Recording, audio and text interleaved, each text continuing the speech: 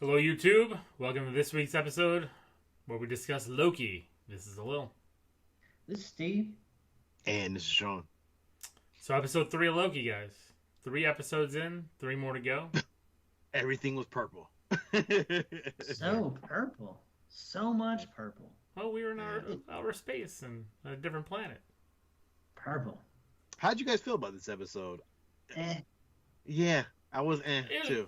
I think You know what? Here's what it was. Like I liked the moon shit. I liked the old lady in her little cabin that was shooting people with shotguns as soon as they opened the door. Like I like that.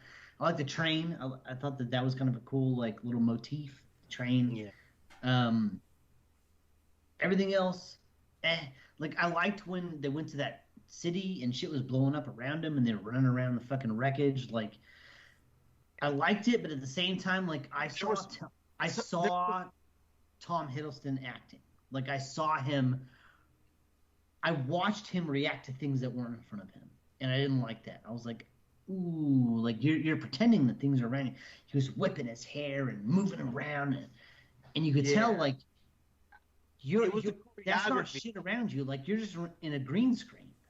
Yeah, it felt really not real. Like it was just Not like real. Exactly. yeah, it seemed like they were throwing shit at him for no reason. And I was just like, well, that really wasn't even warranted. Like I don't think they even needed to be there to fight them. Why are they fighting the guards? Like it just didn't make any sense. Why are they fighting the fucking guards? Like as soon as an explosion happens, all the guards just stop fighting and they all start running. Like what are we doing? Like the world is ending and you're fighting about what? What if I About tell you? what? What if I tell you guys that I don't think this episode happened? I don't think all that stuff actually happened. Good. Well, Good. it Do happened we- in the episode. So I'm reviewing this on what I watched. I know, but we get that scene in the beginning before all this shit goes down, where she tries to enchant him, and he laughs it off because he's the better magician. What if he enchanted her this whole time, and it was a ploy What to if- get What to if she enchanted him this whole time? either So all that, this stuff- either or Yeah. to get them to bond, or not to get them to bond, but to figure out what each other is doing, because neither of them are giving up anything, right? Also, Lil, you were correct 100% from last week because she definitely was Sylvie. She's definitely the Enchantress. That's a definite. I think she is the well, Enchantress? but I think she is. But I think she is also a Loki. I think what they did, what Marvel's doing here, just like they did with Whiplash and shit, they're merging characters. You know what I mean? Sure. Like, No, yeah. for sure. But she's definitely not just going to be. This is not a character we're going to see end in this series. She's going to be a character that moves I think on. it's going to continue on. She will take on a new moniker. And I think you will be Enchantress because she does not want to be known as Loki. No, and she keeps, and as Loki says, she keeps enchanting. You know, like her magic is different than Loki's. They had a different upbringing. I was actually thinking there for a while, and I don't think it anymore. But I was wondering if again that maybe in a different timeline, maybe she's a Loki's daughter kind of thing. You know what I mean? thought about that. I don't see that. I don't see that too at the end of the episode. At the end of this episode. Yeah, exactly. At the end of this episode, that went out of my head, but I was trying to put pieces together.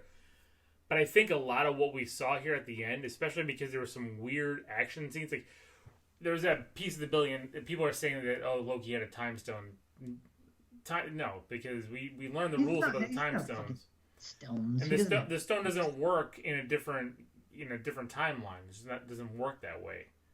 Because they're like, oh, maybe he stole it. You know, people were saying all over the internet. I just ignored it. Because there's that one scene where that big building comes crashing down and Loki reverses it.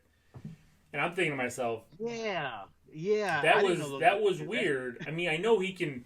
You know, we've seen him do magic and all that. He's got magic tricks and all that. Yeah, but I'm wondering if he's taking down buildings and putting them back up. Like I didn't know he could do that shit. And that's what I'm wondering if a lot of this shit was him. I think him getting in her head, because in this episode it was a lot of him doing things. You know, he got drunk. He was trying to let his guard down. Time moves differently. He had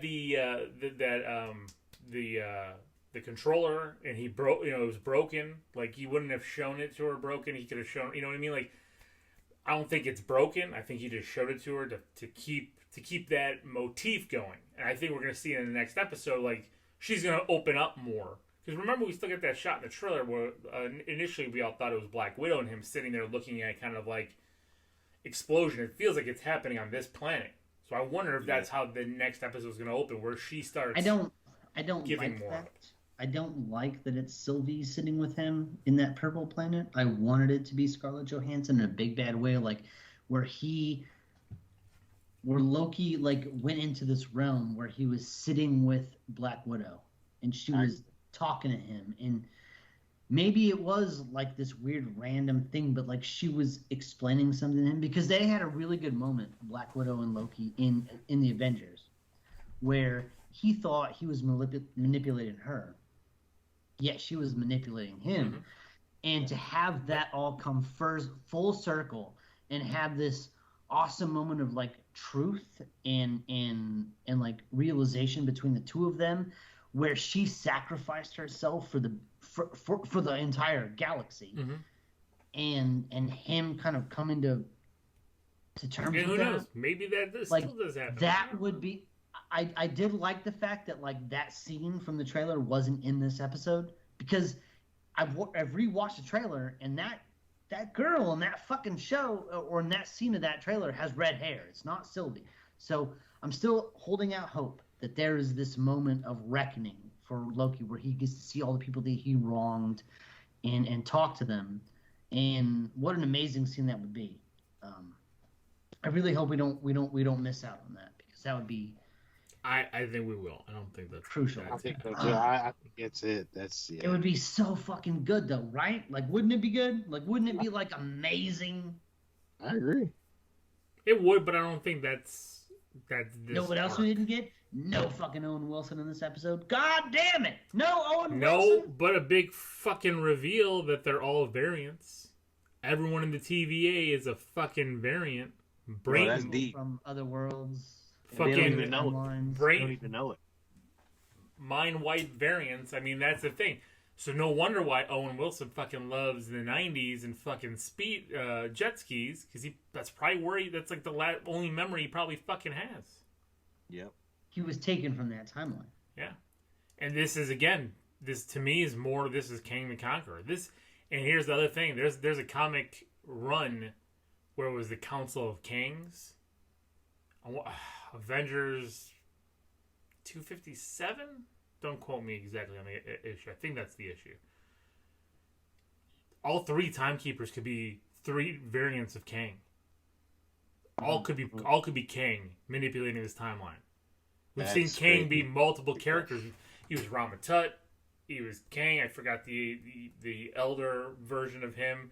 He comes back and he's fucking in the Young Avengers. I mean, like, Kang has been so many different versions of himself in the Marvel Comics universe. This makes complete fucking sense to me. And I know we had a lot of stuff talking about like Mephisto, or however you want to say it. In WandaVision.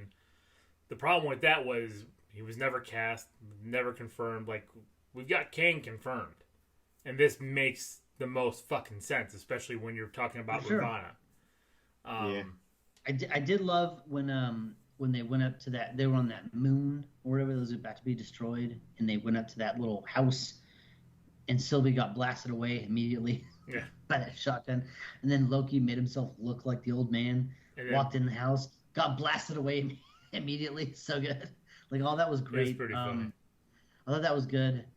The whole train scene, everything was good. There's a lot of talk on social media about how Loki's sexuality was explained in this episode. For me, I didn't really catch it. I didn't really catch that. Well, it was princesses and princess. Well, she asked him, is there a princess or a prince? And he was like, both. A little bit of both. Yeah. I guess I just don't care. I don't like that, like movies and shows are being positioned to be these staples for these statements. I don't like it. I don't like it. But Steve, you didn't even catch it, so why doesn't matter to you? It doesn't matter. No. But you know what it matters? It matters for all the people that are out there that need something of their representation. It's just like talking about Black Panther, about seeing Black Panther being a representation for that. So being able to identify representation matters. I agree. And to me, that's why I actually love this, because to me it wasn't like it's in your face. I think that's my only thing was that like I didn't catch it, and maybe that's good. Maybe that's good that like I didn't. It wasn't so on Front Street because I'm looking at social media because I didn't watch the episode till Friday. So like I'm looking at social media shit and I'm like, God damn, like it must be like super thick. Like people are angry, people are happy, people are sad, people are fucking whatever. And I watched it and I was like, well, I mean, like I didn't like what the fuck? Like it wasn't overt in any way. Like I guess I just don't get the fucking backlash on it. Like representation matters, but I don't understand why everybody was so up in arms. The haters were up in arms on this episode, particularly because it wasn't overt. It wasn't. It was a one line. It was simple. Yeah. Like that's perfect. That's like the exact way to do it right. I don't know. No, and I think. So, sorry if I misunderstood where you were going with that. I agree. I think that's a great way that they did it simple. And gave that. Clearly, none of the haters know anything about Loki in proper Norse mythology, because this motherfucker got pregnant by one of fucking Odin's horses in Norse mythology. So, like, clearly they know nothing about. The haters don't know anything about anything, because Marvel Comics has always been about inclusion and everything. Stan Lee posted this shit in the '60s about all this. Look at Tom Hiddleston. That boy loves everything. Don't you put that boy in a corner. Don't you do it. I love Tom Hiddleston.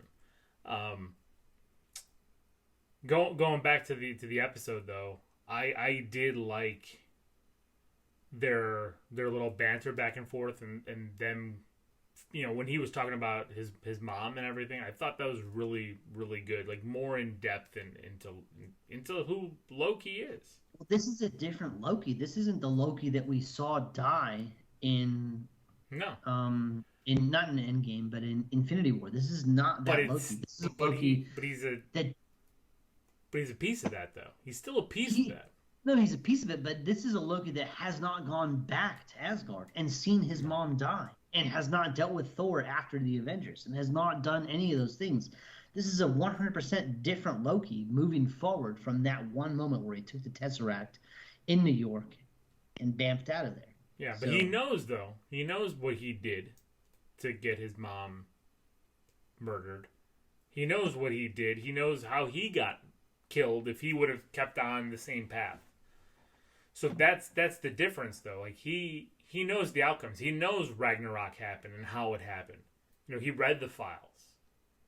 Could you imagine he didn't live it? All the outcomes of everything you could have done in the next 20 years?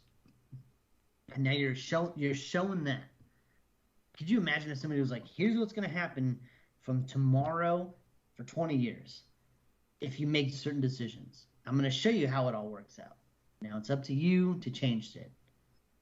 Man, that's a great premise. But the problem is if you change it, how do you know it's going to be better? How do you know the outcome's going to be even better? I mean, like literally, like his mom's dead, he's dead.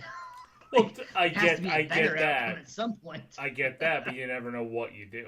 It's, you know, like the butterfly effect. I mean, even like in this show where you're talking about different timelines. Butterfly effect. Do you remember the missing scene from the butterfly effect? Do you remember the alternate ending from that? No. No? In the alternate ending in Butterfly Effect, Ashton Kutcher goes all the way back to where he's in the womb. He is a child in the womb. And he strangles himself with the umbilical cord. He kills himself in the womb. That was the alternate ending that test audiences didn't like as much as him throwing notebooks in the fire.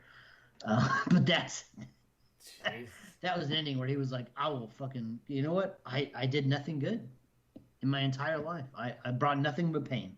So I'm going to kill myself when I'm a baby. It's crazy. That's insane. That is crazy. I don't want to see that happen here. Yeah. So I just, even though this wasn't an action-packed episode, I still liked it. It still like kept that narrative going. It wasn't. It wasn't. They had like many fight scenes. The ending but it was wasn't like jam-packed with action, with them but running was it, through a though? fucking destroying city. It was. I did like seeing that moon split open. That was kind of really awesome. cool looking. Like I've been hearing that a lot. Like, oh, this episode was like a fucking bore. I'm like, what are you talking about? Like there was action throughout. I guess like, I guess maybe action action packed wasn't the right. Maybe more of a story moving forward because we're still on that planet. Sylvie went to the TVA and fucking wrecked like 8 dudes in a hallway. Like that's more than we got in fucking 4 weeks of WandaVision. Do you think? Like, what do you want as far as action? Do you think Sylvie worked for the TVA? That's why she knows so much. Possibly. Was she the first Loki variant to work for the TVA? Maybe Owen Wilson's done this on a. Something's wrong. Something's wrong. On a cycle here. She's trying to figure it out and destroy it, or something. So. It's possible. The show just continues to get deeper and ask. It answers questions and asks more as it goes, and that's what you want from a classic show. I mean, that's what you want from all shows. You answer questions from last week and ask more for next week. It's perfection on screen. Like I have zero issues with this episode. No. I thought it was great. I thought it was fantastic. The only knock I have is no Owen Wilson, but that's just because I love Owen Wilson and but you know, I don't want Owen Wilson without Tom Hiddleston. I want their interaction. I don't want Owen Wilson running around the fucking TVA being pissed off about shit. I want him dealing with Loki. So the fact that we didn't get that this episode is kind of a little knock, but also like, what were they going to do with him? What could they have done with him? Agree. So, all right. Well, we'll hopefully we get more answers next week. Love it. All right, so thank you, YouTube, for listening. Thank you for your support. Please like, subscribe. Leave a comment. Let us know your thoughts. And that's it. This is Lil. This is Sean. This is Steve, and Fluid is awesome. And until next time, keep it geeky.